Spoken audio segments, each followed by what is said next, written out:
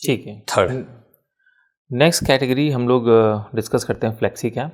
Flexi cap again वो category है जो आपको पसंद भी काफ़ी है और यस लॉजिकल है कि लोगों को क्यों और कंसिडर करना चाहिए।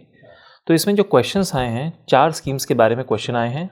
JM flexi cap, Kotak flexi cap, HDFC flexi cap और पराग पारिक फ्लेक्सी कैप। अब इसमें हम लोग देख रहे हैं कि जेएम और कोटक की परफॉर्मेंस थोड़ी सी डाउन है, एचडीएफसी और पराग पारिक की अच्छी है।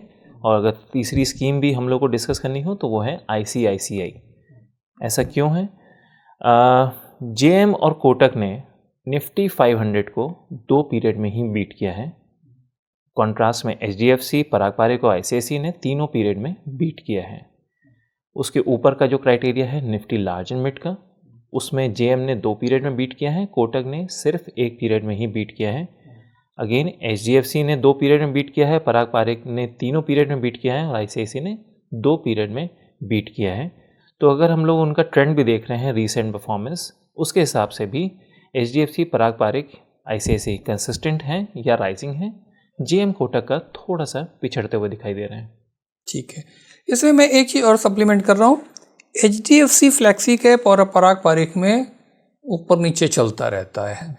एक महीने एक ऊपर आ जाएगी, दूसरी 2 पे आ जाएगी, अगले महीने रिवर्स हो जाता है। इन दोनों में क्या होता है, फोटो फिनिश वाली फाइट चलती है। आईसीआईसीआई भी पीछे पीछे लगा रहता है।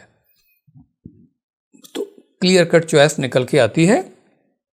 जेएम ठीक है लेकिन नेचुरली डेटा के हिसाब से कमज़ोर हो रही है। एक चीज़ और भी है, जब हम करंट ईयर को जाके देखते हैं तो 6 महीने वाले पीरियड में जो एक रेड फ्लैग हम अपना टर्म यूज़ करते हैं, इंटरनल हमारा टर्म है, तो उसमें वो उस कैटेगरी के जो बॉटम 5 हैं उसमें 6 महीने में परफॉर्म कर रहा है। तो ये करंट ईयर को भी हमने एनालाइज करना इसलिए शुरू किया है कि ऐसा तो नहीं कि केवल 1 साल हम पकड़े बैठे हैं और फिर वो स्कीम फिसलती चली जा रही हो। अगर फिसल रही है तो आप पहले से ही थोड़ा सा अलर्ट हो जाएं। तो जेएम थोड़ा सा करंट ईयर में कमज़ोर दिखाई पड़ रही है। जेएम का डेटा से लग रहा है कि उन्होंने शायद थोड़े से रिस्की स्टॉक पिकिंग की है या स्मॉल कैप मिड कैप में लगता है ज़्यादा एक्सपोजर लिया है, क्योंकि कभी रिटर्न काफ़ी ज़्यादा आया है और कभी काफ़ी नीचे आया है, तो काफ़ी इनकंसिस्टेंट रही है। तो उस एंगल से वो दिख भी रहा है। हम अभी बहुत बड़ा वीडियो नहीं कर सकते, अदरवाइज हमको दिख भी रहा है। जो अगर एसडी की हम बात करें स्टैंडर्ड डेविएशन की, तो जेएम की सबसे ज़्यादा है इन पांचों में, 14.64 है, जबकि पराग पारिक का 8.42 है। तो वॉलेटिलिटी वाइज और इन्वेस्टर को मुझे लगता है, जो हम लोग बार बार कहते हैं, बहुत एक्साइटेड होकर कोई डिसीजन नहीं लेना चाहिए, शांत होकर के ठंडे दिमाग से। तो वॉलेटिलिटी भी जेएम में ज़्यादा दिख रही है। मुझे लगता है कि इस स्पेस में जेएम से तो दूर रहना चाहिए। ये है। नेक्स्ट क्या निकल के आ रहा है राहुल? शायद लार्ज एंड मिड है। उसमें क्या क्वेश्चन है और क्या व्यू बन रहा है? क्वेश्चंस 2 स्कीम्स के बारे में है, Motilal Oswal large and mid और ICICI prudential large and mid. तो आईसीआईसीआई की तो परफॉर्मेंस और सारे डेटा ठीक हैं, मोतीलाल ओसवाल थोड़ा सा पीछे लग रहा है। और उसके अलावा 2 स्कीम्स जो हम लोग और मेंशन कर सकते हैं वो है इन्वेस्को और बंधन। तो मोतीलाल ओसवाल को ने निफ्टी 500 को 2 पीरियड में ही बीट किया है, तीनों पीरियड में बीट नहीं कर पाई है। कंपैरिजन में आईसीआईसीआई, इन्वेस्को, बंधन ने तीनों पीरियड में निफ्टी 500 को बीट किया है। Similarly Nifty large and mid को भी 2 पीरियड में ही बीट किया है मोतीलाल ओसवाल ने। आईसीआईसीआई, इन्वेस्को, बंधन ने तीनों पीरियड में बीट किया है। तो हम लोग जो डेटा से देख रहे हैं, जो लास्ट ईयर रहा है मोतीलाल ओसवाल के लिए, वो बहुत अच्छा नहीं रहा है, थोड़ी डाउनवर्ड ट्रेंड दिखाई दे रहा है। राइट। डेटा दिखा रहा है क्लियर कट कि जो ये हम बात कर रहे हैं 3 आईसीआईसीआई, इन्वेस्को और बंधन की लार्ज एंड मिड, ये तीनों पीरियड में निफ्टी 500 को भी बीट कर रहा है और निफ्टी लार्ज एंड मिड 250 को भी बीट कर रहा है। मोतीलाल दोनों ही बेंचमार्क को 2 ही पीरियड में बीट कर रहा है। और किस पीरियड में बीट नहीं कर रहा है?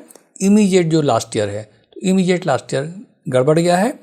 थोड़ा हम और खोदने की कोशिश करते हैं तो इवन 6 महीने के पीरियड में भी रेड फ्लैग निकल के आ रहा है, यानी कि बॉटम फाइव का मतलब नीचे से 5, टॉप से नहीं, बॉटम 5 में आ रहा है तो ये साल खराब जा रहा है, ध्यान रखें। फ्रेश लगाते वक्त तो ध्यान ही रखें, और अगर लगा रखें कंटिन्यू करना है तो एकदम से कोई पैनिक नहीं लग रहा है, लेकिन ध्यान तो जरूर रखें।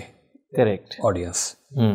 ओके, नेक्स्ट फिर क्या निकल रहा है राहुल? नेक्स्ट कैटेगरी है लार्ज कैप की। तो लार्ज कैप में हमारे पास क्वेश्चंस आए हैं 4 स्कीम्स के बारे में, LIC, क्वांट, निपॉन और ICICI।